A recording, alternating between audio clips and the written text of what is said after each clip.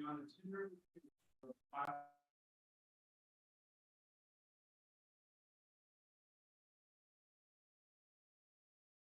Spirit, no benefit.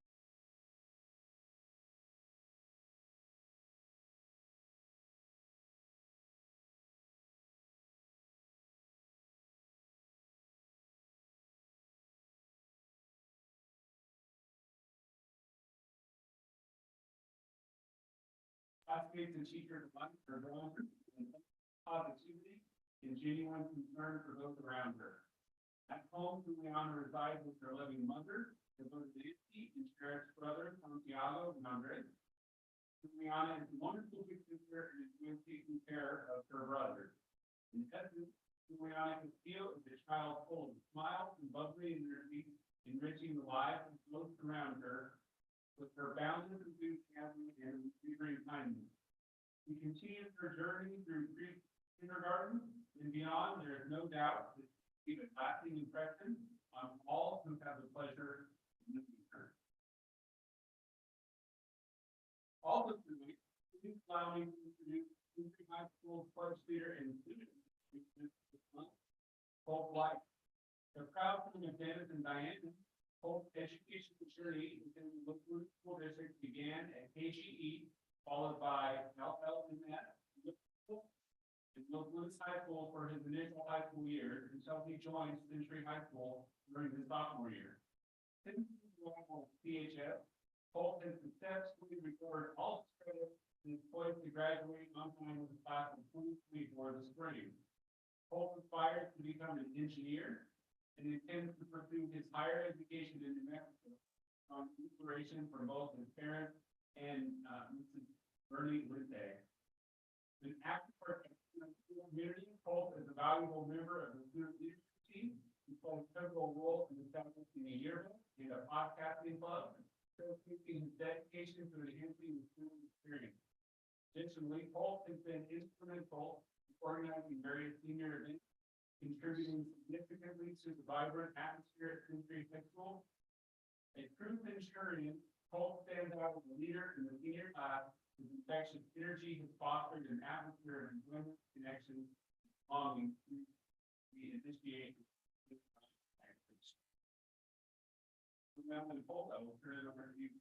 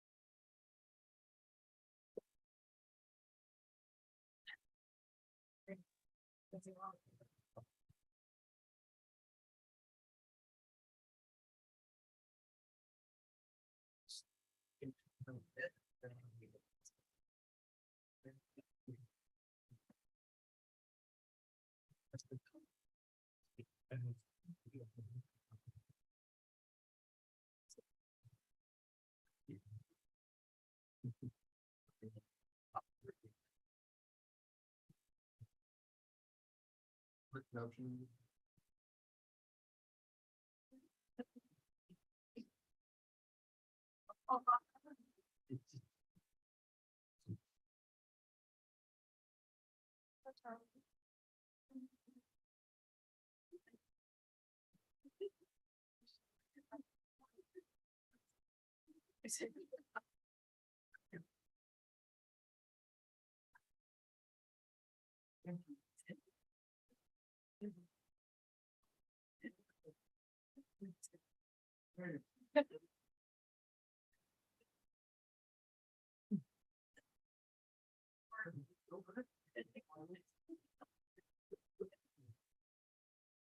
This is adorable. Thank you.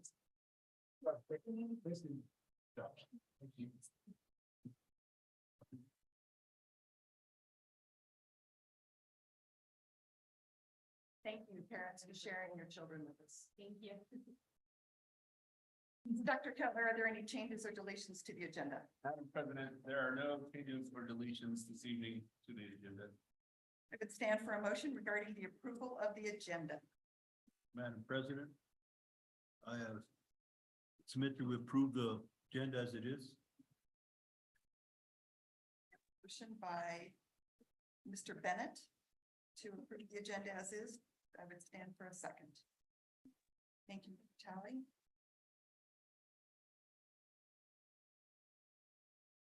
Mr. Bennett has moved and Mr. Talley has seconded to approve the agenda as submitted. Is there any discussion? No discussion. We'll call for the vote. Mr. Vickers, Yes. Mrs. Otero, Yes. Mr. Talley. Yep. Mr. Bennett, Yes. and I vote yes. The motion passes. Mrs. Wolf, am I correct that we do not have any public speakers? Thank you very much.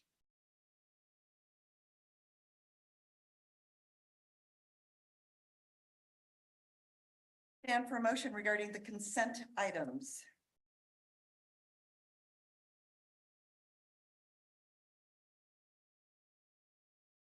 President, I request we approve all the items, the consent items as been presented to us.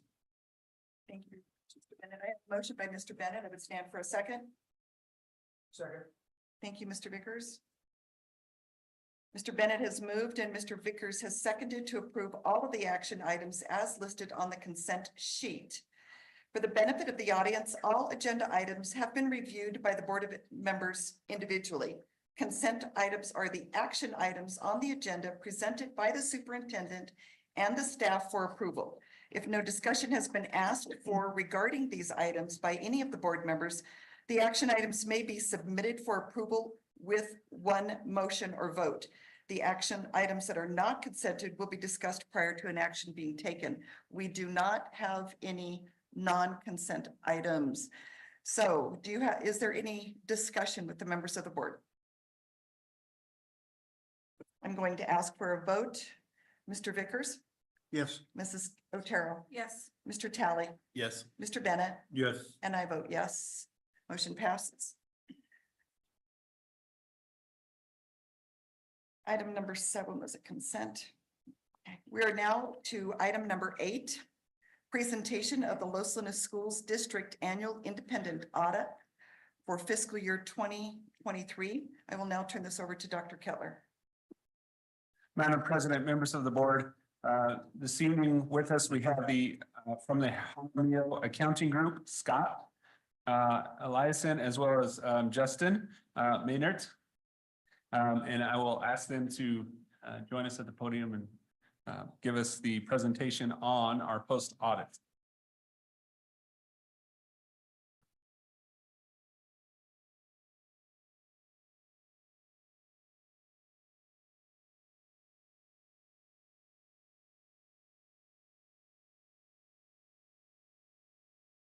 Evening, Madam President and Board and Superintendent. We're here to go over the results of the annual audit.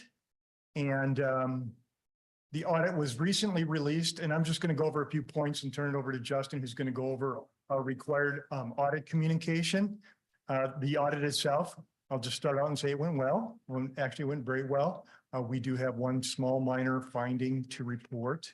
And Justin will go over that. But the state audit rule requires that we go over the results of the audit in an open meeting with governance. And so we're here tonight to do that. The report was recently released by the state auditor. It was submitted back in around November 10th or so. The state auditor's office did a desk review of the report and then ultimately released it to the public a couple weeks ago. So here we are. We also do have a report. It actually covers 114 pages, so it's great reading. You can get it off the state auditor's website if anybody is looking for things to do at night. It helps you kind of relax and wind down a bit for the night. Is that one of your schools on here? That's a pretty school. It is. Yes, that's actually, you must be very proud of that school. So anyways, I'll turn it over to Justin, and he will go through this little quick PowerPoint. And then Sandra did ask us to go over all of them.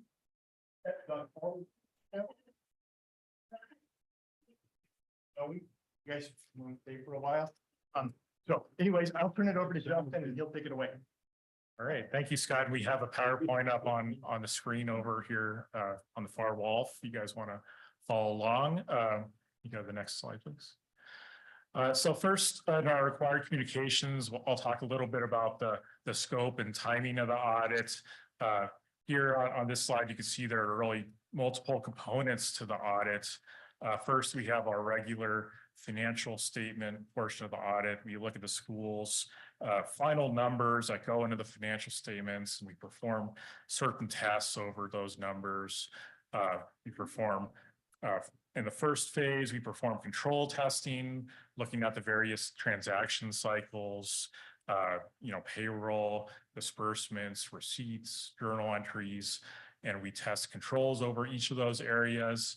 And closer to the end of the audit, when the school district has final numbers, we test those substantively, a direct test of those numbers.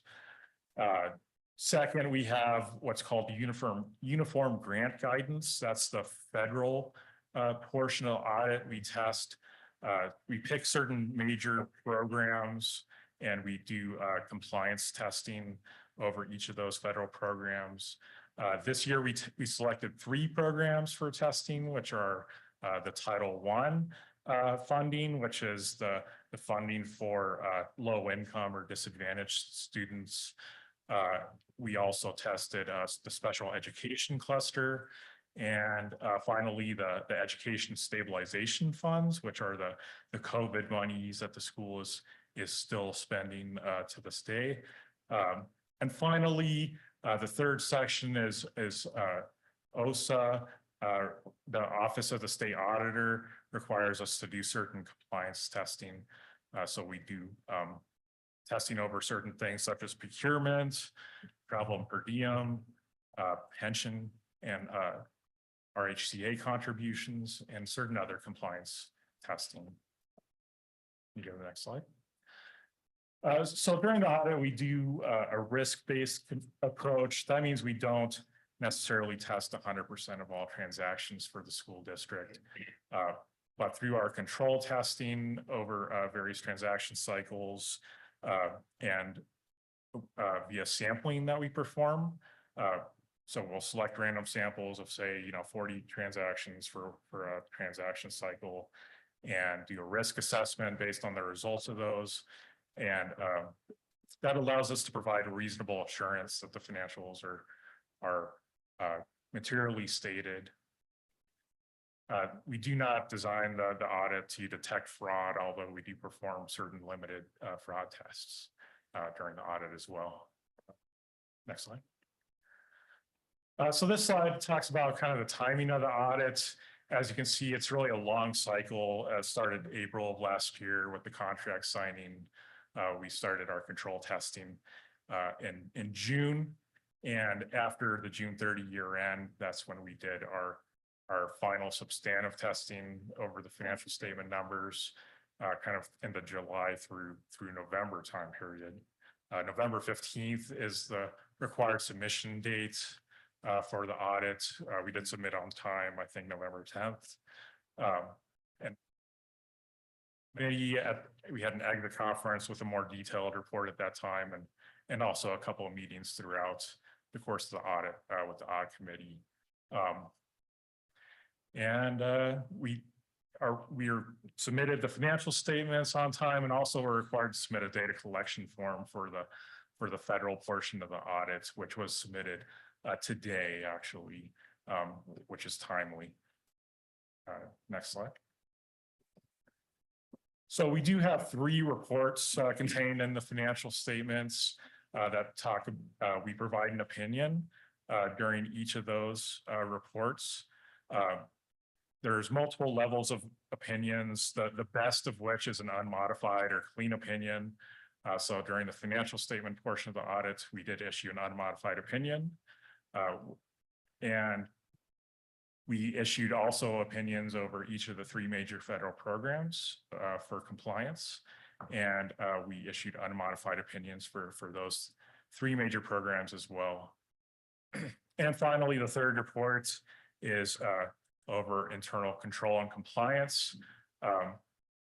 We are required to report any findings in the financial statements that are considered, either significant deficiencies in internal control or material weaknesses in internal control. And also the state audit rule requires us to report any lower level findings that might be considered a best practice. And we have one such finding. We did not have any findings that were considered to be significant deficiencies or material weaknesses. Next slide. Here we have on the next few slides some required communications, and I'll go through those pretty quickly. JAG is independent of the school district. We're not aware of any conflicts of interest. Next slide. We did, as part of the audit, I already mentioned we had the one current year finding, that was over controls for cash disbursements. That was really limited in scope. There were 5 disbursements that we tested where the invoice was paid not timely. Those were all related to a single vendor. It's the only such finding we've had in the 4 years that we've been auditing the school district. For that reason, it appeared to be a one-off. We reported that as an other matter rather than as a significant deficiency, for example. And we did also clear 2 prior year findings. We performed test work in order to clear those findings, and those were over bank collateralization and also over student nutrition program controls. Next slide. So this slide talks about some matters that are required to be communicated with the board. Can you get next? Yeah. All right. I'm having a hard time reading it, but if there's any significant accounting policies or unusual transactions that we note during the audits, we are required to communicate those to you. There was a new accounting standard that was implemented during the year. Last year, the big one was over leases that were required to be capitalized. Similarly, this year, there's a new standard for subscription-based IT agreements. If there's any material agreements that are long-term in nature, those would be required to be capitalized on the balance sheet of the district. So we worked with the school district. We did not identify any significant such agreements as part of the implementation of that standard, nor did we note any other unusual transactions during the course of the audit. Next slide. This one talks about if there were any management judgments or accounting estimates that we consider to be significant. If you hit next there, it talks a little bit about depreciation over capital assets is probably the most significant estimate. That's determining the useful life for assets. And also the district has some rather large ERB and OPEB liabilities. That's their retirements and retiree healthcare liabilities get proportionately put on to the balance sheet of the district. And those come from a separate audit that is performed for those agencies. And then the district gets a proportionate share of those liabilities. And that is a material amount. Next slide. This slide asks us to identify if there were any difficulties encountered during the audit. We did not encounter any significant difficulties.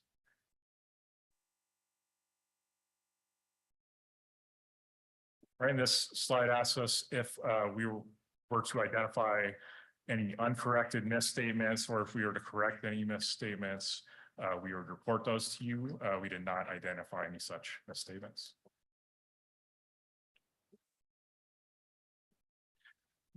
If we had any disagreements with management, we would report those to you as well. And we did not have any disagreements with management.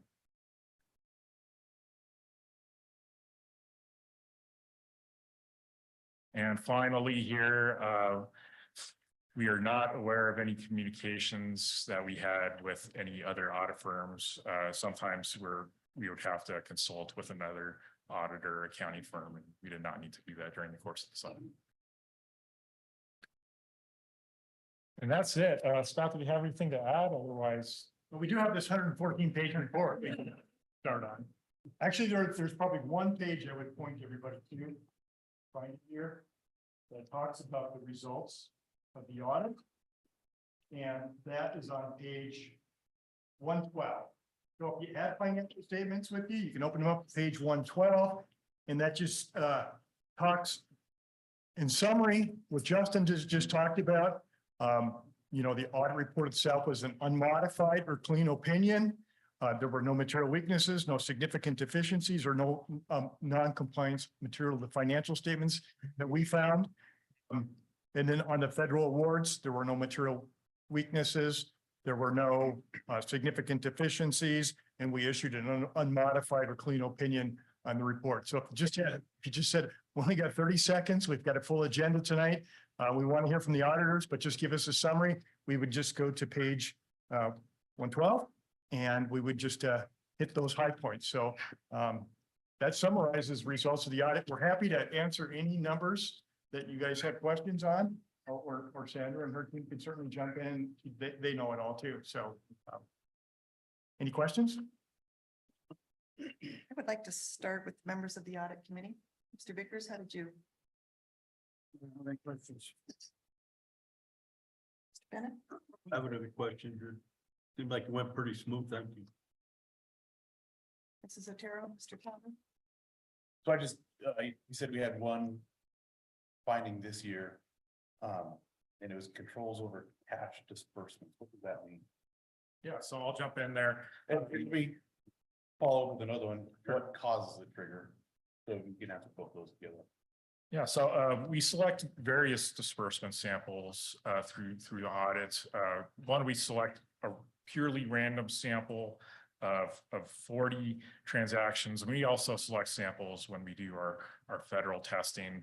And we test controls such as, you know, did it have review and approval? Does the invoice tie to the transaction that's in the system, in the books? And, you know, timeliness would be another aspect, whether the payment is being made timely. So what happened in this case was invoices have to go through certain layers of review and approvals. So for this batch of 5 transactions, that got kind of stuck at the okay to pay level of the invoice. And the latest transaction was 250 days past the date it was received, which is well past what we would consider timely payment. So we reported it as a finding for that reason. Okay. That all, Mr. Talley? Yes. So when you talked in the very beginning about the uniform grant guidance and you told us which 3 funds you picked, are those the 3 funds that you also look at when you perform these audits on other districts, or did you select those specific to Los Lunas? No, so there's actually, we do that on a rotational basis. We have to pick, there's, you know, type A programs, which are programs that are above a certain dollar threshold. And these are all considered type A programs. If we were to test a program and it came up clean, we wouldn't have to test it for 2 years. So you do have various other federal programs that we would have tested in the last 2 years that we did not test this year. And that's because those were clean audits over those programs. Like student nutrition, I think we tested last year, just as an example. Thank you. I also, on the next slide, you commented that this was not to detect fraud, although you do perform certain procedures for fraud. Can you describe those? Yeah, so we do certain tests like tests of manual journal entries, which are where an individual goes and makes a manual correction to the books or an adjusting entry to the books. That can be considered a fraud test. Also, we test certain risk areas. Sometimes the state auditor will come out with risk advisories for areas that they would like us to look at. An example of that would be credit cards, fuel cards, travel. And we do test those areas specifically to reduce the risk of fraud. We also perform interviews with individuals that have responsibilities over key transaction cycles. Thank you. Mhm. Just a general comment, it was very nice to see good reports, no significant difficulties, no corrected mistakes or misstatements. So very nicely done to your staff. Madam Chair, Thank you. Yes, Mr. I Vickers, got another comment. please.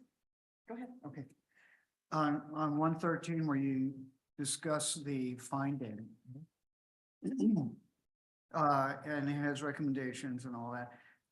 Due date of completion, December 31st, 2023. Which is a month and a half back.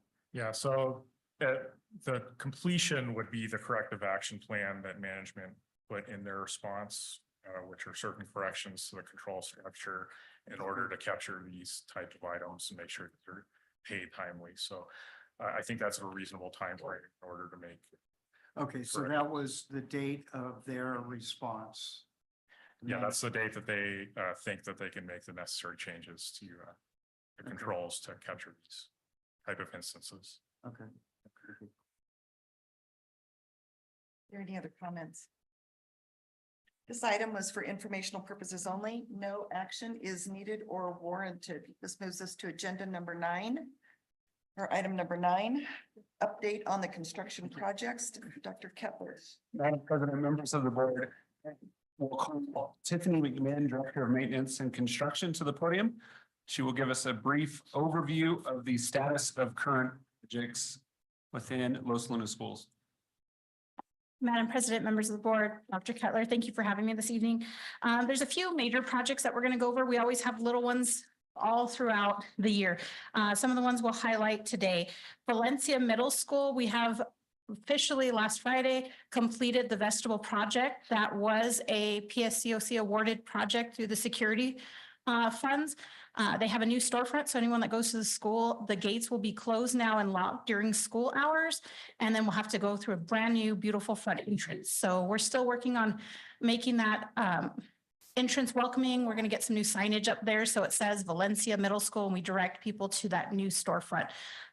Also, now that we finished that project, we're going to start rolling into the new window and door replacement at Valencia Middle School. So we've had this been sitting. It's taken a while to accumulate all the steel, the windows, everything for that so they can get going. That'll be starting next month. We'll start rolling out some of the exterior doors, so there'll be single doors.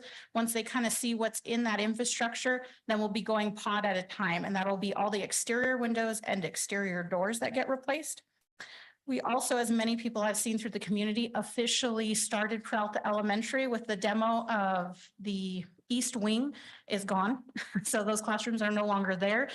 We meet weekly with the construction team as well as the architect team to keep things rolling. We're on schedule as of now. We have hit a few bumps in the road, which means you're officially started in construction, but nothing that we can't resolve on site, water line breaks or electrical. So we're getting there. Everything's been able to keep moving. We do have an invite that will be going out to you all and other members for a groundbreaking ceremony that we're going to have on March 1st at 1 p.m. So if you want to mark your calendars, we'll be getting that out to you.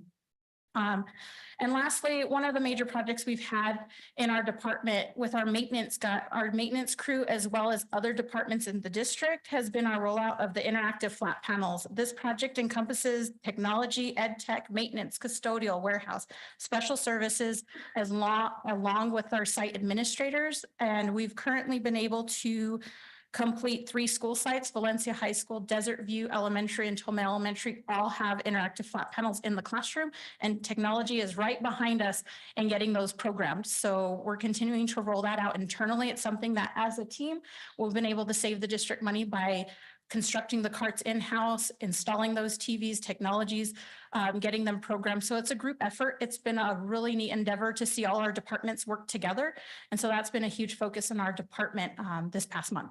So with that, I stand for any questions you may have.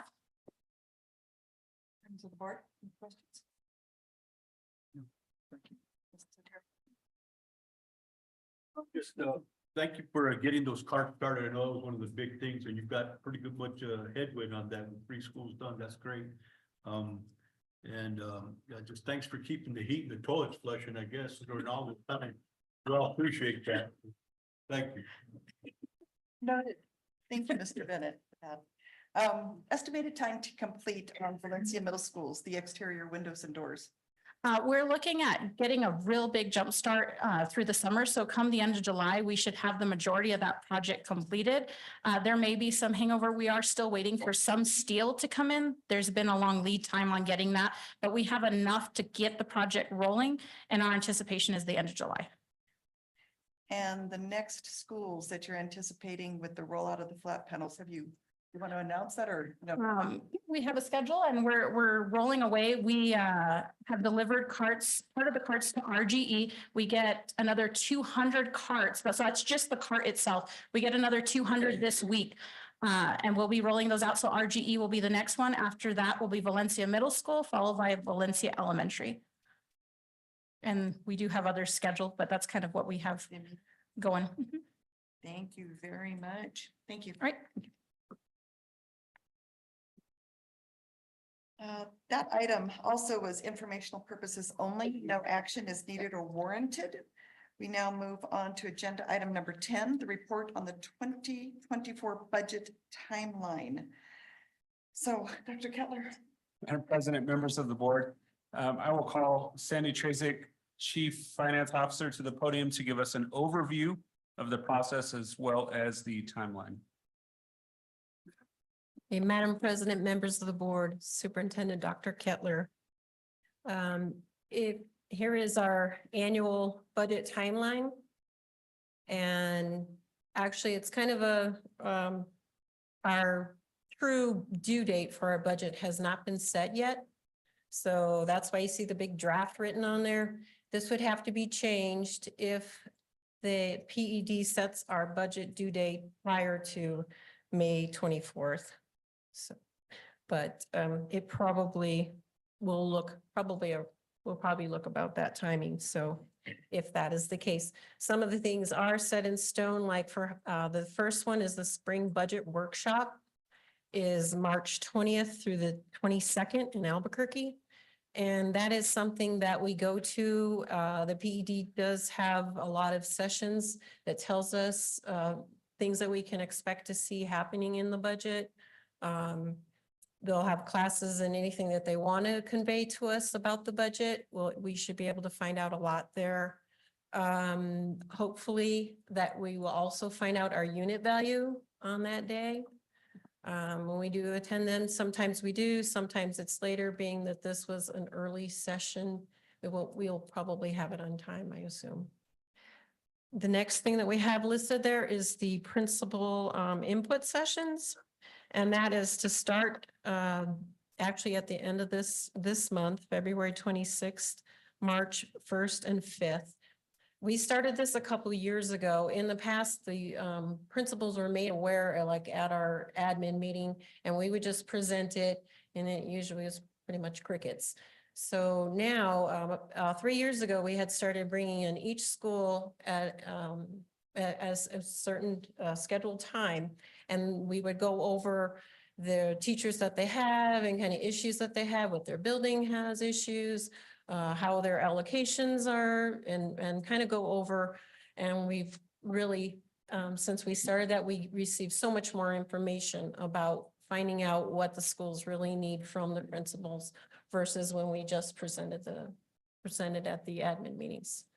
So we're getting a jump start on that prior to the spring budget workshop and finding out. We don't know yet how much money we're going to receive yet, but this is to kind of get a jump start on something we may need to, we might find out that a certain allocation is low and we need to increase in that. So we kind of find out ahead of time. The third one on there is for a board overview on March 19th. So at that point, I will have a presentation kind of making you aware of the things that we do know about the budget at that point. Maybe some projections of something we know we're going to do, how much we assume it's, what we estimate that cost will be. So to kind of give you an idea of what, what we're seeing so far. And that also gives you a chance to, voice some of your concerns, and that'll be the first. But at that point, we probably still won't know how much funds we're receiving. The next is on the NEA session that is scheduled for March 26th at 4 p.m.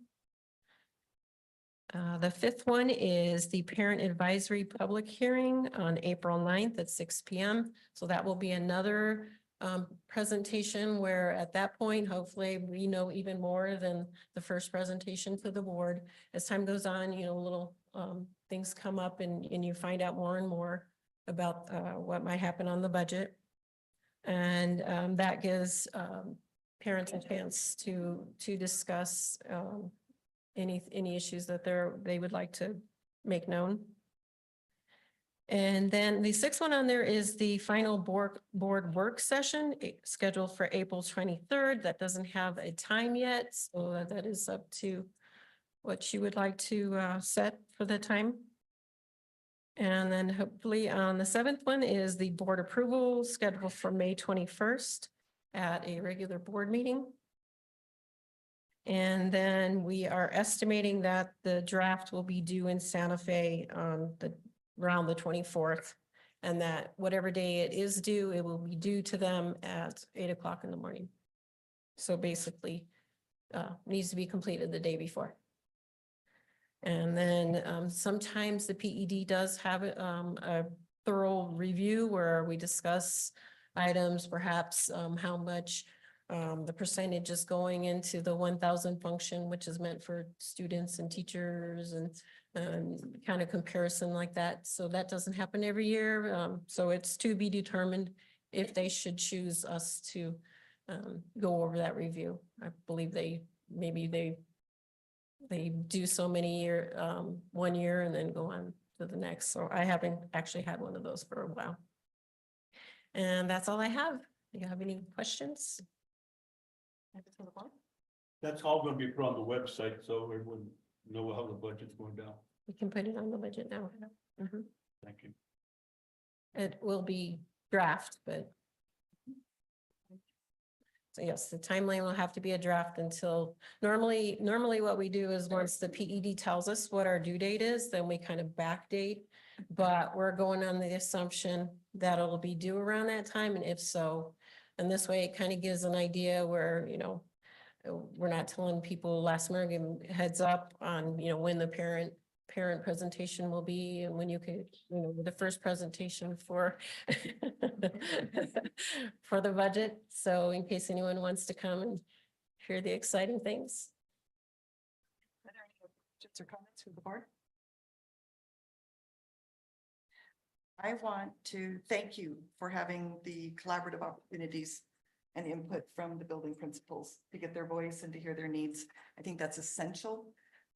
We value every single one of our employees, but I really am very appreciative as opposed to being told that they have voice and they have an opportunity to provide input.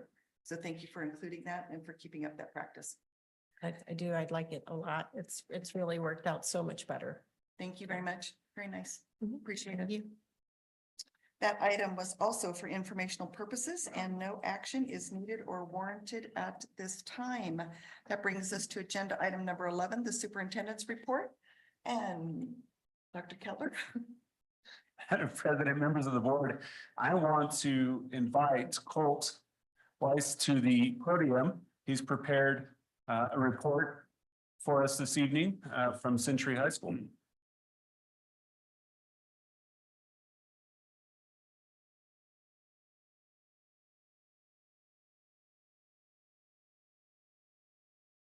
Good evening, Madam President, members of the Los Angeles School Board and of Education, and Superintendent Keller. Thank you for inviting me to speak with you this evening. At Century High School, we have a lot of new things happening. Century High School offers after-school tutoring for students who need extra help or need help catching up on missing work.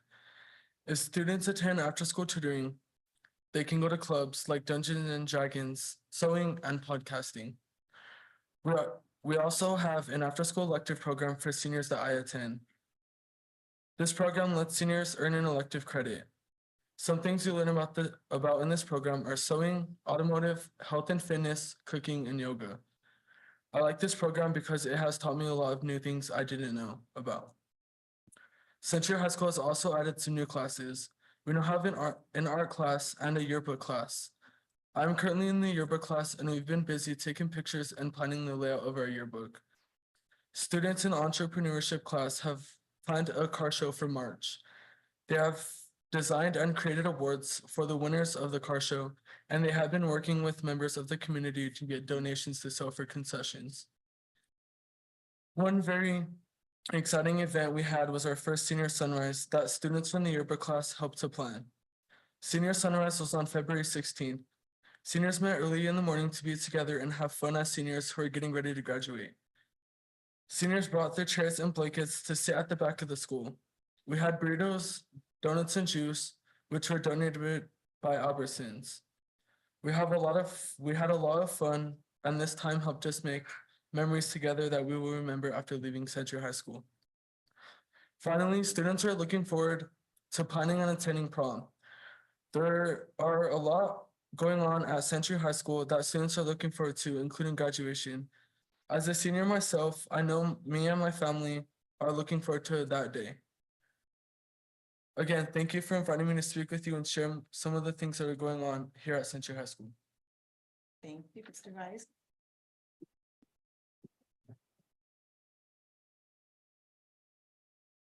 Mr. Vickers, do you have any questions? You had mentioned you're going into engineering, is that correct? Yes, Which school are you looking to go to? I'm looking into going to a trade and going to engineering through that. Okay. Mhm. Sounds good. I'm glad you're all caught up with your credits. You're gonna Thank you. graduate. Mrs. Otero.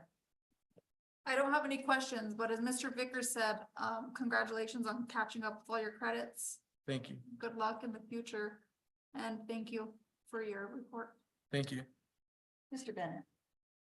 Yeah, congratulations catching your credits, but also, the school board does give out a scholarship, so does the Spano Chamber of Commerce, so you need to make sure you apply for those. And if you're thinking of going to engineer, if you don't wanna jump to school right away, Meta does hire electrical apprentices right away, so you're right on track, and that might be something you want to start off with. Yes, sir. Mr. Talley. So again, congratulations on schoolwork. Just wondering which trade were you thinking about going into? I'm sorry, can you say that again? Which trade are you looking at? I'm not too sure yet. I've been looking around, but I haven't really found one set in stone yet. I think Mr. Bennett is right with the Meta. Going electrical is an excellent way to go. Yes, sir. Spoken from an electrical engineer's perspective. Science or education, we would also love to have you, but that's okay. Just, Yeah, like I said, engineering though, so that's Oh. where's art class? well, we'll see. Talk later. Okay. So first of all, Mr. Weiss, I want to thank you for your presentation and for your guidance with our very young student up here. You were a gentleman, and that was very considerate of you. She was a little nervous, so you have every reason, Mr. and Mrs. Weiss, to be very proud of him. And it's already been stated how proud we are that you caught up on your credits. But more than that, you are a busy young man at school. Between the podcasting team and the student leadership team and the yearbook thing and the senior sunrise, which I've got a few questions about that one, and the after-school electives program. Not only have you caught up on your credits, but you've been also a very positive and productive student at your campus, and that speaks volumes of your character. So I want to extend on behalf of the board our congratulations to you. We hope that you have a fabulous spring semester. Why do you pick sunrise in February? I think so. Times of the year.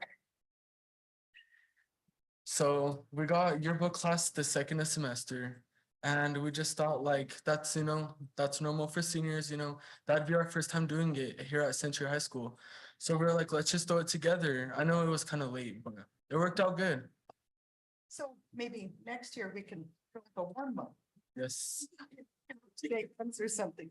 Thank you very much, Mr. Weiss. Appreciate having you. thank you.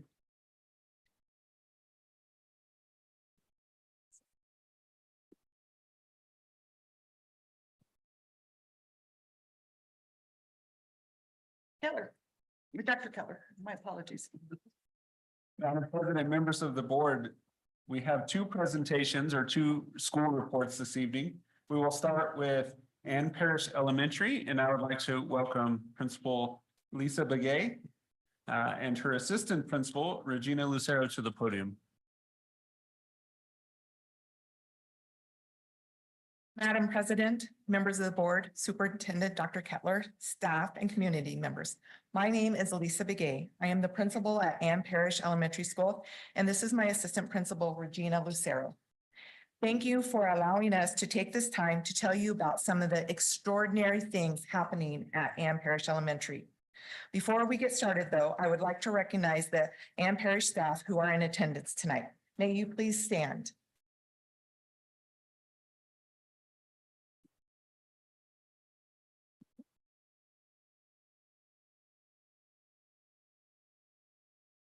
To providing every student with a robust, rigorous, and complete curriculum. Through our grade level meetings held twice a week, we ensure that each student's needs are being addressed. On Mondays, we dedicate 45 minutes to discussing individual students' progress, while on another day, we devote 90 minutes to planning standard-based instruction. At our school, we embrace an inclusive education model for grades 2 through 6. Our approach is tailored to the unique needs of each grade level. Special education teachers and assistants provide flexible support by pushing into classrooms to assist and/or to deliver lessons. Our overarching goal is to keep students together in the classroom, fostering a unified experience. Students have the opportunity to learn in multiple languages and are supported in English language development. Currently, we have 9 staff members that are TESOL endorsed. At Ann Parish, we have approximately 139 English language learners. Ensuring that we have strategies in every classroom to support ELLs is important, but also best practices for all. In this picture, we have one of our teachers using the time kettles to communicate her lesson with one of our monolinguals. In 4th grade, we have a teacher that has 3 monolinguals, and she successfully utilizes the time kettles for whole group instruction and small group instruction.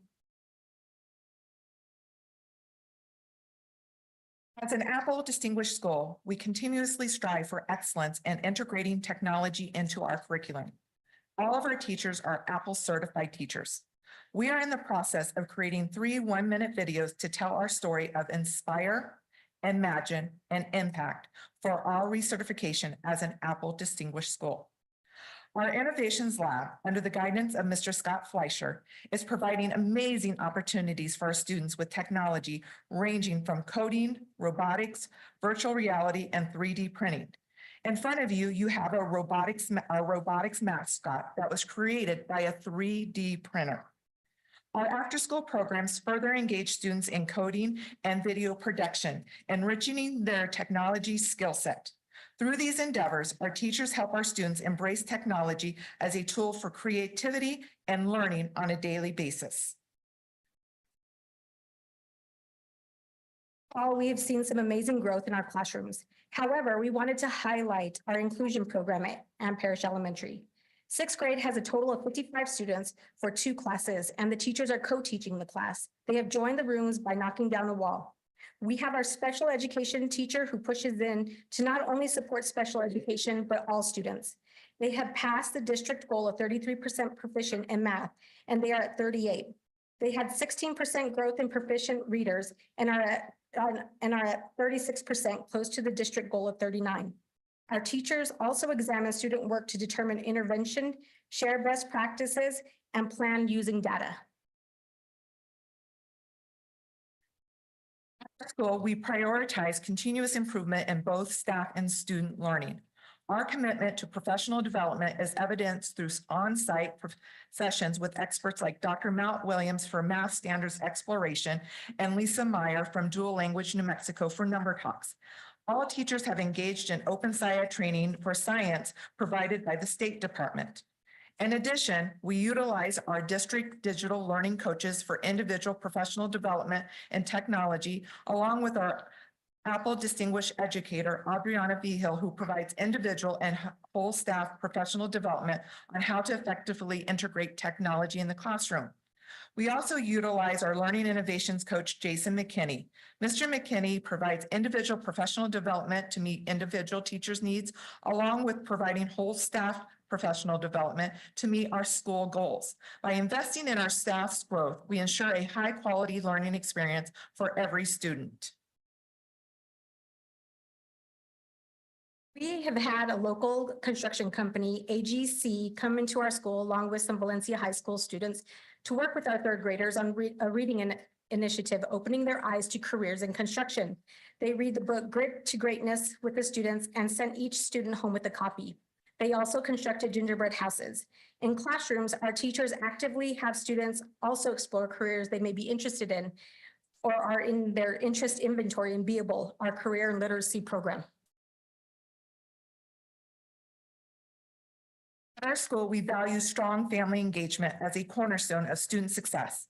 We leverage the Remind app for seamless communication with parents. Our recent fall carnival was a resounding success, fostering community connections. Looking ahead, our upcoming STEAM night on February 29th promises interactive math games for parents, engaging sessions with students, and a showcase of how we integrate technology to inspire creativity. Together, we're building a vibrant school community where every family plays a vital role in their child's education. You matter, your story matters, your hopes, dreams, and fears matter. All that you are matters. Social emotional learning at Ampere helps create a positive culture.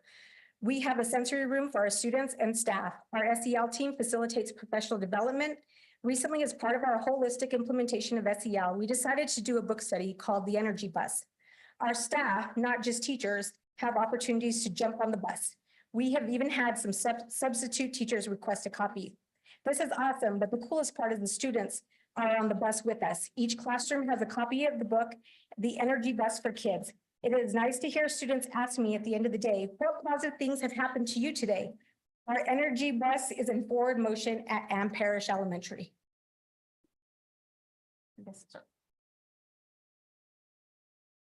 Oops. Ann Parish Safety Patrol consists of 14 sixth grade students recommended by their teachers and must be good role models, no discipline infractions, and willing to participate in safety patrol activities. They help Officer Torres with guest speakers on safety and with raising and lowering of our state and national flag each day. Officer Torres has done classroom presentations with an interactive program, Rocket Dog, to teach about safety and security. Ann Parish is implementing the RAVE program to have a systematic way to alert the right people to an emergency on campus with accuracy. And we will stand for questions.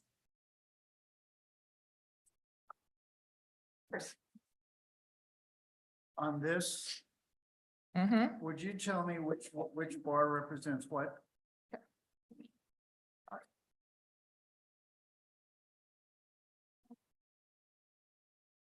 So in the first, let me open it up a little bit more.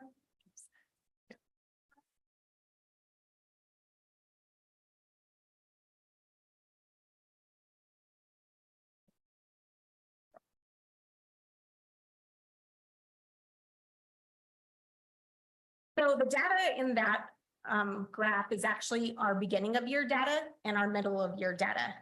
So the bars represent the percentage of proficient students So the red bar represents which? that need more support. Below proficient. Correct. So as you see, when it goes down to the second set of bars, when we start with mathematics, that was the beginning of year, then it goes to the middle of year. When they're tested in IMESA, a lot of times they test them on all content till the end of the year, even though they may not have addressed that content yet. So in other words, in math, they might not have gotten to fractions yet because that's what they're working on now, but they were tested on it in middle of year. So it'll show them that they've made growth, but they won't show exactly that they've mastered fractions until the end of the year when that content has been covered. So the red bar is not proficient. The Correct, that's yellow needs. is. The yellow bar is nearing proficiency and the green is on target. Proficiency. On target.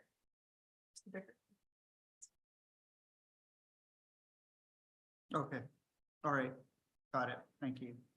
Mrs. Otero? I don't have any questions. Thank you for your presentation. Mr. Bennett? No, I explained the graph. I was wondering the graph too, but thank you for all you're doing up there. You're doing a great job. Thank Appreciate you. it. So a couple questions, so I'm not familiar with some of this. What does it take to be an Apple certified teacher? You said all of your teachers are Apple certified. Great question. So they have to go through modules that are online and they are self-paced. So they go through modules of how to use the different Apple. So like Keynote, and then they use iMovies, GarageBand. So they go through different certifications of each of those modules in order to become an Apple certified teacher. Okay. And then you mentioned something about you had a couple teachers teaching together because they knocked down the wall between the classrooms. Yes, sir. Is that something that they asked to do, or is that something they just did? Is that something that? That's something they asked to do. I think it's great that they're trying to do these new things. Yeah, so we were very fortunate. The room that they were in, they had a portion that was just a modular wall, so it came out easily, where the rest of the building is not like that. But they asked for it. They came to, at the end of the year last year and said, can we take that wall down? We want to co-teach together. And we're like, go for it. So one of them teaches ELA, the other teaches math, but then also the special ed teacher and the special ed EA, they push in and they're all teaching and working together. They're up to 55 kids for 2 teachers. Yeah. That's a modular wall. Yes, it was a modular. So when we are talking, so hopefully when we get our Tiffany, our rebuild, that hopefully we'll have a lot of module walls at Ann Parish when we do our rebuild soon. Noted. So Thank you. is that been successful and is that contributing to the success of some of the rising test scores? Most definitely, it is. So, for example, when we had, it was one of our teachers was teaching a math lesson and she knew the kids weren't getting it. And the other teacher was able to jump in and say, I know why they're not getting it. And she got up there and they seamlessly went back and forth and teaching the kids because they could read the room per se and jump in and nip it in the bud with what the misconception was. So yeah, it is. Thank you. I have a few questions. Okay, go for it. So I do want to refer to the data slide. First of all, I want to note at the beginning of the year, between the nearing proficient and proficient, there was 66% of the students, and that improved to 72% of the students. So that's nice growth for the Yes. 6th grade. Yes. Are we seeing the same kind of growth patterns for the other grades? Yes, so every grade has had growth. So all the way from our kindergarten scores with iStation, all the way up to 6th grade, they are showing growth And that's in mathematics. and reading. Because it looks like So the 6th grade did stall out in the language. So they took note of that and they really saw that the test was about grammar. And so when we say language use, it's mostly on grammar. So that is one of our 90-day goals is to work on grammar for 3rd through 6th grade. So they took that data, they recognized that data where they were lacking and they have put a plan in place. So at one point you talked about one of your strategies is that the teachers together examine student work. Yes. What are you looking for? So one teacher will bring a set of student work, and this was also through some professional development with Dr. Matt Williams that he also did with 4th, 5th, and 6th grade at this last All Learners Day. So you take a set of student work, the teacher presents it of what the standard was, what the expectation was, and then the other teachers, they go through the work and look at it, saying they got it, maybe they didn't get it, or they did not get it. And they have a collaborative discussion about how they can help support those kids so that they reach and master that standard or that skill of that standard. Thank you. I also want to know, how did you pick the book, The Energy Bus? So it was a book that I had read and I thought it was just very fitting for our staff. And I am a fan of John Gordon. He has written multiple books. And so this was, and he's also a national speaker throughout the country. He's worked with schools, but he's also worked with national sports team. One year he worked with an NHL team, national hockey, right? Is that what it is? She's the expert. I mean, in that year that he worked with that team, they won the Stanley Cup. So he's got results with the work that he does. And at Am Parish, we are fabulous, but we can always grow. And that's what I'm all about, is growing. Thank you. Very nice presentation. Thank you both. Thank And you. thank you to the staff who are here tonight to support your building leaders. We appreciate every single one of you. So thank you very, very much. Yes, I appreciate my staff. I'm humbled to be their leader. And I truly am. understand why. Thank you. Thank you. Kettler. Madam President, members of the board, the second school report that we have tonight will be from Century High School, presented by Principal Claire Toledo and Dean of Students Jennifer Edil Lalone.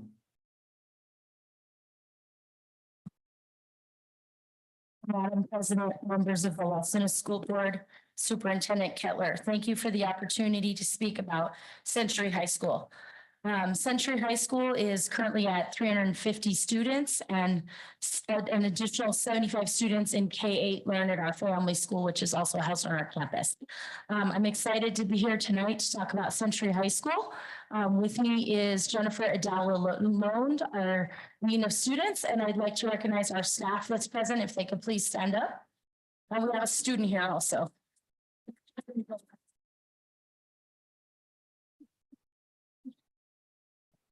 Miss Carney in the back didn't want to stand up. Okay, and so Miss Lalone's going to start us out. Good evening.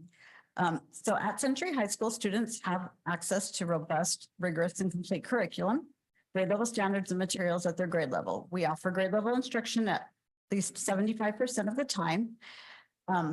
Another thing that I would like to include is that we have inclusion at our school now, which is new. Thank you to Ms. Carney, who came on board, and she pushes into the classrooms and helps those students. So that's amazing. We also have Imagine Edgenuity for online learning. At Century High School, we support Imagine Edgenuity for district-wide credit recovery. And we have increased our dual credit opportunities at Century High School. Ms. Romero, our counselor, has worked diligently with Valencia campus to increase those opportunities for our students. And they include sheet metal, nursing, auto, art, English, math, and psychology. So we currently have 10 students enrolled there this semester, and we had about 20 overall this year. The next slide is about student use of technology. Students are using our innovation labs almost all day, every day for real-world projects during our entrepreneurship class, during our engineering project lead the way class, and during various science classes. And they're really focused on real projects for the real world. And so you can see some pictures. They've been manufacturing products. See, their story just came out of a partnership with HopeWorks, where they were designing some real items that'll be used by HopeWorks. So creating crafts and selling them to support the program, and looking at the cost of manufacturing and learning manufacturing skills. We also use that same space for our podcasting clubs, our robotics club, our 3D printers, our GrowForge. Our 3D printer, our GrowForge run 8 hours a day. Different projects from students and teachers. And merge cubes on the, you can see our podcasting club with that green screen behind. The next slide is about the opportunity to use language in the classroom. You've heard a little bit about the time killer. You can see a picture. It provides instant translation. So we use them a lot with parents, and then give them to any parent that needs it, and they can follow in their chosen language. Students are using it virtually classes, so Spanish speakers can connect to their community, their computer at home, and follow in the Zoom in Spanish in their earbud. We started offering Spanish for years. This is the first year we've had our Spanish program to 4 years, including AP Spanish. Curriculum is available in up to 60 different languages. This fall, we hosted the Fall Regional Traveling College Fair. We kind of offered a college fair on 3 hours notice and in the parking lot, and their different representatives had booths and they got to meet about 40 different colleges and go out and wander around. Spring, we're hosting a spring career week. We just kicked off our launch of that week, which is coming up in March. This past Friday, we built wind-powered cars with sails. And then we're gonna set up with Tucumcari Carry has a program for wind turbine maintenance. And in the early March, building wind turbines with our students and teaching the mechanics of wind turbines. We also have TLC Plumbing coming to do some plumbing activities. We'll have mock interviews with 20 different companies. We'll have a career night, and then we'll also travel to the Young Bud Career Fair at Las Lunas High School around that same week. And then weekly, we do strengths, values, interests, and jobs writing prompts in our academic success class. There's one there listed on the slide where students compare their strengths, values, interests to the jobs they might be interested in. They kind of write about those connections each week. We also have an emphasis on social emotional learning. So this fall, you can see in that top left picture, we had a fall family social emotional learning night where we brought in parents, students, siblings, our own students, children, and we talked about social emotional learning. We talked about signs of suicide. And we had a nice kind of homecoming bonfire in our different pits with s'mores, marshmallows out back. We also used our fire pits for our sunrise because it was cold. And then we have a wonderful sensory room. Our sensory room gets used almost as much as our innovations lab. Students go in there when they need to kind of bring their energy down. We have students who do teletherapy from there with outside therapists. Our social worker and our counselor take people in there. We have after school yoga in there. We use it constantly. And then a big initiative this year has been flexible seating and sensory items. All of our classrooms have flexible seating and sensory items. So you can see some wobble chairs and some bean bags, especially our online students who learn in home part of the week and in the building part of the week.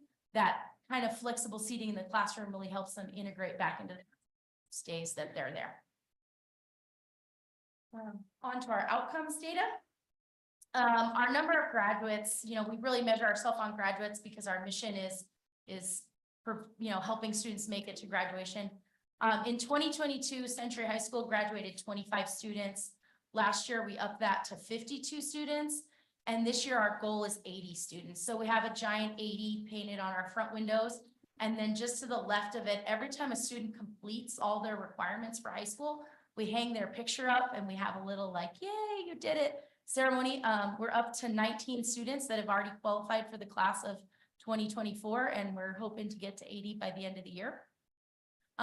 For our SAT and our short cycle monitoring, we do use a program called Horizons. Our Horizons data showed really strong growth in our 9th and 10th graders, our younger learners who take the PSAT 9 and the PSAT 10. Our older grades were pretty stable. And then on the right, you can see a graph of our dropout recovery mission. Those are true 4th year and high school students. In July, we had very few seniors on track to graduation. And then as the year progressed and the months go by, you start to see kids recovering credits and moving into that green towards graduation. At Century High School, our employees provided with professional development to help improve not only the student learning, but also their learning. Professional development days, they meet with Imagine Learning and they problem solve and role play classroom situations. Claire created a game called Who Are You Gonna Call? And so it makes the teachers think about who to call to answer certain questions that they might have about student learning or problems that they're having with Imagine Learning. So it's really neat. We're a leader in New Mexico for implementation of Imagine Learning. And currently we are other districts are using our model as a guide for their credit recovery. So that's really neat for us. All of our teachers are receiving Apple Learning coaching focused on student engagement.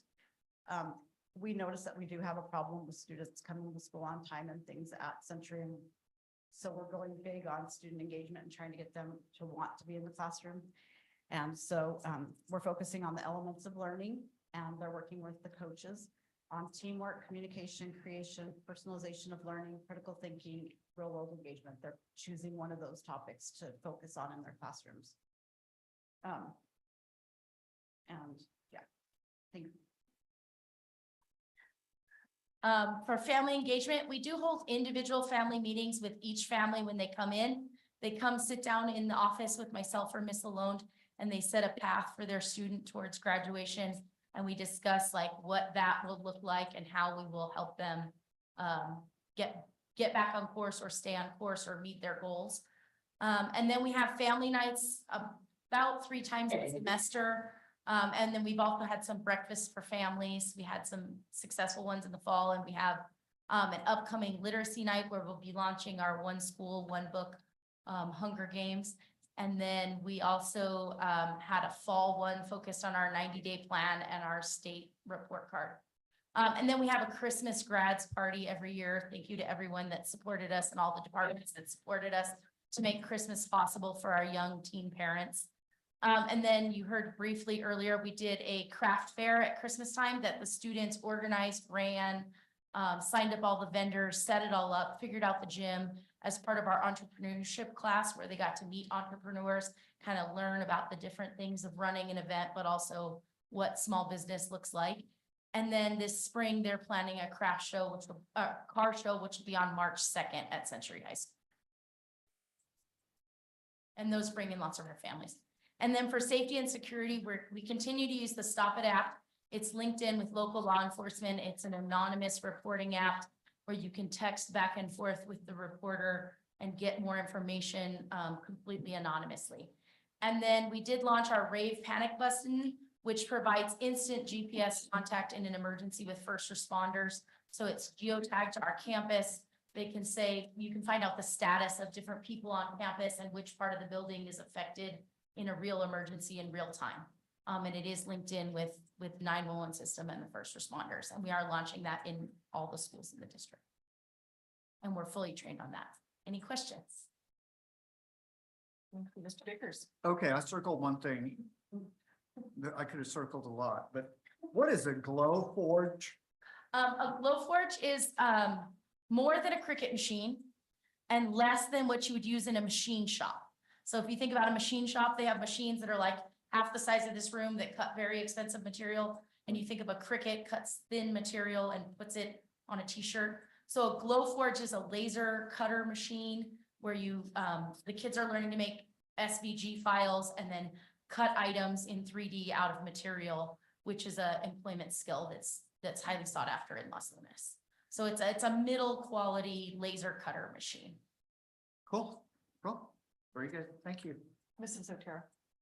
Teletherapy, can you give me more information about that? So many of our students come to Century with outside mental health or outside therapy services. So instead of leaving campus and going to a therapy appointment and coming back, because those occur very, very, very regularly, the students can check in with our social worker, our counselor.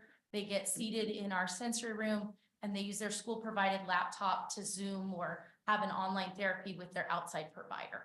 And then they're not leaving campus and they're back in their classes in a quicker amount of time. And they have a safe private space to have that time with their therapist. Thank you. Mr. Bennett. Yeah, I'd like to commend you on pushing that dual credit. I mean, I think that's something that's very important. It's glad you've got 10 people involved in that, getting more, and then I also hope you get to that 80. I'd like to see that pit a little bit more full this year. Yeah. We all do. No doubt. So I have a few.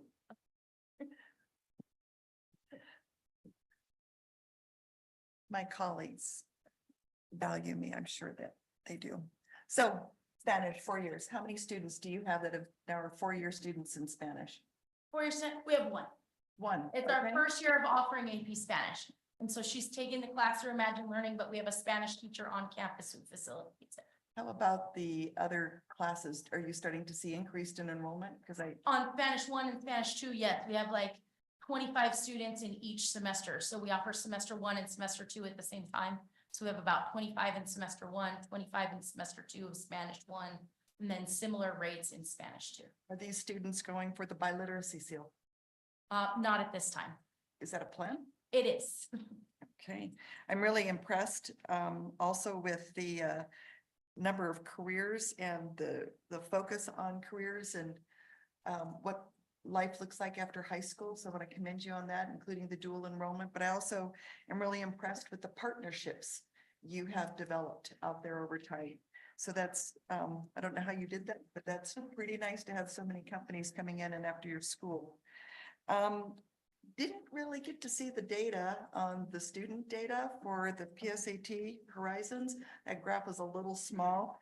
So I know that we'll be changing the format of these in the future, so it'd be nice to have that just a little bit bigger, but I did acknowledge that you said it was a little bit stable. But I'm very happy to see how you're tracking the kids on track to graduate and seeing that green bar go up. That's a nice opportunity, and the red bar and blue bar to go down. Setting the graduation path, how involved do you feel like your families are when you sit down with them and have the conversations about setting the path to graduation?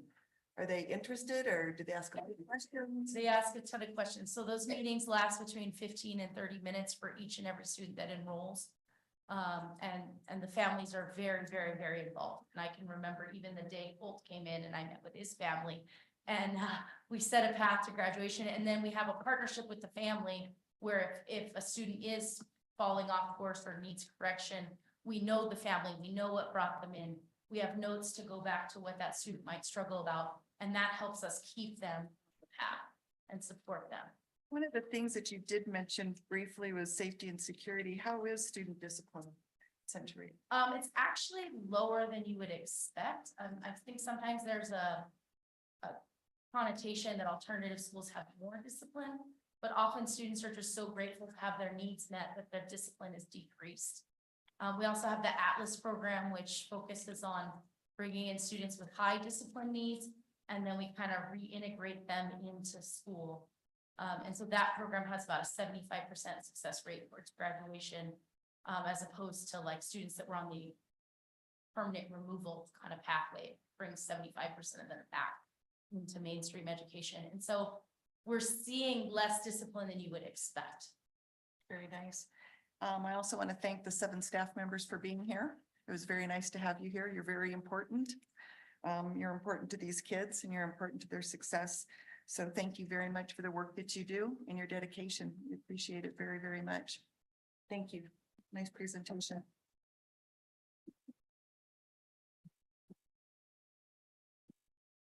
Madam President, members of the board, as we finish out the superintendent's report tonight, I just wanted to share that, as you know, last week I was at the National Conference on Education, and the theme for this year's conference was Here for the Kids, which I found both timely and important. It's timely because we often forget that we are in the kid business, believe it or not.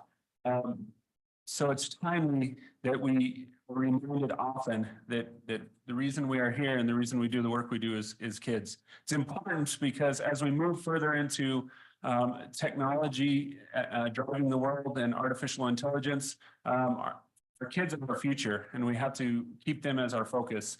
I was fortunate to attend many different professional development sessions, but in addition to that, I was able to establish a network with other superintendents and national speakers, even having dinner with 7 of them one night before an event at which they started referring to me as new guy.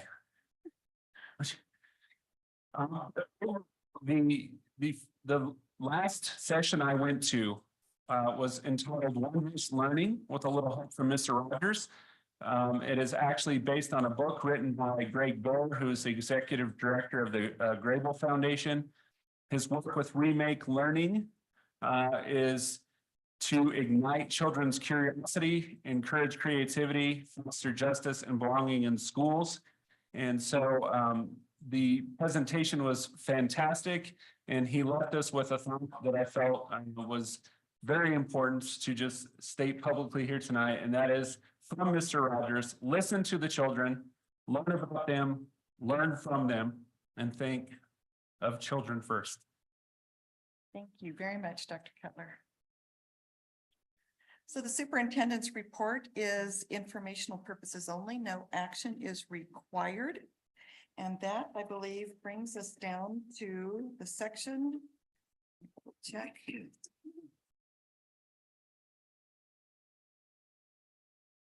I think we're at new business, correct?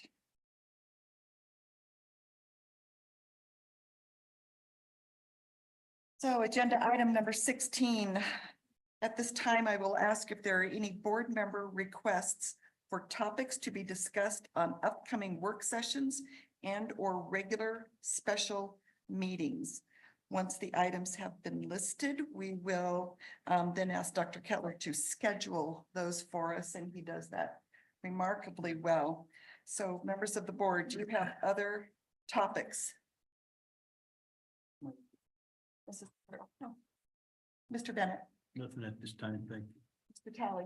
Yes, I would like at some point to either a work session or something in a board meeting where we discuss the use of the Apple products, why we have to pay the fee, our students have to pay the fee for the Apple products when the education, we shouldn't have to be paying for things like textbooks and things like that.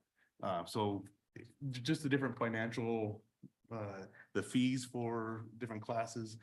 I've had students at attending school that we paid fees and seen nothing back from those courses. So just kind of an accounting and where those fees are going to and how they're spent. Yep. Anything else, Mr. Talley? That's it. Dr. Kettler, I would like to specifically dive into the problem that we are having with getting grades recorded in a timely manner. I don't know how many phone calls and emails I received this week with the grade report period closing, and either grades were not posted on time or grades were missing or something, but we have quite a few community members who feel like we are missing the ball, dropping the ball, and it's costing students their times with their activities. So I would like to have that as a sense of urgency, if you will, please. This was a section of the agenda that was for gathering input, and no action is needed at this time. And now we move into board commendations. This is a section that I've asked for because there are many things happening out in our community that we just don't get enough time to actually spend on. And as Dr. Kettler has aptly pointed out, we are here for the purpose of students. So I'm not going to be able to catch all of them. I try to catch as many as I can. My email address is on the website, and I encourage you to send anything in to me to where we can acknowledge some people who are shining in this district and need a little bit of a shout out because they work hard. They work hard for us. So the first thing, we missed it a couple of weeks ago, but National School Counseling Week. Thank you to those people who sit in those chairs and work with our students and sometimes our staff to help get them through a tough day or a tough week or a tough moment. We also had School Resource Officer Week, and we have two of our gentlemen in uniform in the back with us. And we appreciate your service and your commitment to the students of this district and to the staff. I especially liked that one of your dogs is a German Shepherd. I happen to be a fan, so thank you very much for all of your work and service. Speaking of service from staff members, Mr. Bennett, our board member, was one of the first persons to participate in the Matanza that was recently held. So there was a reason I asked, because I had to get that up from you, and we were trying to reminisce. We believed it started in 1998 with 5 tables. And he gave me some other stories that I just don't really need to share with you. But several of us, something about pigs in a car wash, but we'll save that. But that's tremendous service on a Saturday, showing up 4 a.m. to help do that, to help raise funds for scholarships for students. So Mr. Bennett, thank you very much for, I think I calculated what, about 36 years or 26 years of doing this every single year. So thank you very much. We also have some nice state championships coming up this week. So if you have nothing else to do, We have wrestling, the Tigerettes, our cheerleading, our shooting teams and swim. We also want to congratulate the Los Angeles High School Cheer and Tigerettes between their wonderful awards that they had at their meet this last weekend. Jaden Holland, I've cited him out before. He hit 2,000 career points this last week as a high school student in basketball. Our Los Angeles High School wrestlers were regional champs. The Los Angeles High School track and field went out and did their annual community service. Over 60 students and 2 coaches showed up to pick up trash and worked with the village around here. Our Los Angeles High School and the Blinn High School JROTC enjoyed their military ball and got to appreciate some of those things. 4 of the members of us got to participate in the state school board training, and we enjoyed being together and speaking with other members of other districts, finding out how they do things and getting the opportunity to brag on our district just a little bit. And finally, as we go in, we have a young man, and this is with permission from his parents, at Catherine Gallegos Elementary, is a 1st grader. He is struggling medically with a brain tumor. So we have been asked to keep that family in our thoughts, and on behalf of the board, we will do so. Any other commendations that we would like to raise? This brings us to item number 18, the announcement of meetings. As allowed by the Open Meetings Act and the District Open Meetings Resolution, on occasion, a quorum of the board members attend the same function, including those held at school sites at the district level, as well as sports functions, conferences, workshops, trainings, and community events. Board members will refrain from discussing and or acting on Los Angeles Schools Board of Education issues in those meetings. In addition, only official meetings are published, and if other meetings are scheduled, they will be announced in accordance with the Open Meetings Act. With that being said, I would like to announce the following meetings. These are two of them are standard meetings. On March 5th at 3:00 p.m. in this room, the Finance Committee meeting. On March 19th at 6:00 p.m. in this room will be a regular board meeting. And before I call for a motion to adjourn, I thought we had a works meeting in there. Also on the 19th, don't we? A work session on the 19th? That is correct. That is correct. Okay, so apologies, but we do also have a work session.